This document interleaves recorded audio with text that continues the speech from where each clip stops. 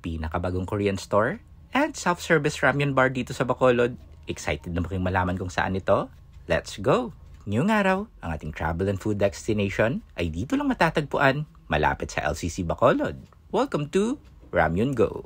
Ito nga ay ang pinakabagong Korean store and food hub dito sa Bacolod, kung saan pwede kang mamili ng ramyun at kayo mismo ang magluluto. Maraming mapagpipili ang mga toppings ang pwede nyong ilagay sa inyong ramyun. Fully air-conditioned din ito, kaya komportable kayong makakapamili and kain dito. Bukod sa Korean ramyun, marami ding iba't ibang klaseng mga Korean snacks ang pwede nyong ma-enjoy. Kimchi, bagay ditong i-partner sa ating ramyun. At dahil ang pinaka-highlight ng ating food trip dito ay ang self-service ramyun bar, pili na tayo ng ramyun guys. As you can notice, bulldog carbonara na naman yung napili ko dahil heto talaga yung paborito ko guys. And of course, pili na rin tayo ng iba't ibang klaseng mga toppings.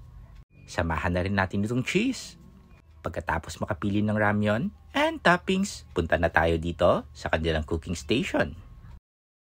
Napakadali lang gawin nito guys at meron na rin dito mga instructions kung paano magluto at merong mga staff na willing to assist. Pagkatapos masali ng ramyun sa ating lagayan, press start at magsisimula na yung timer.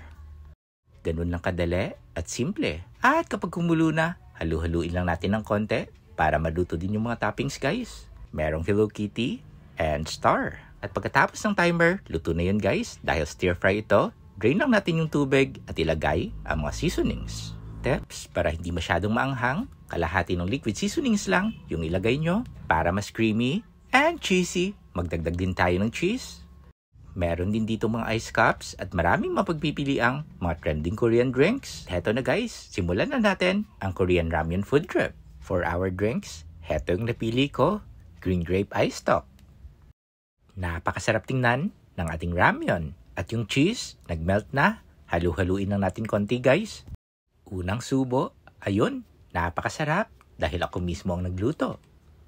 Tikman na rin natin si Star at Hello Kitty. Ayos na ayos guys at sobrang enjoy ako dito sa ating Korean ramyun experience.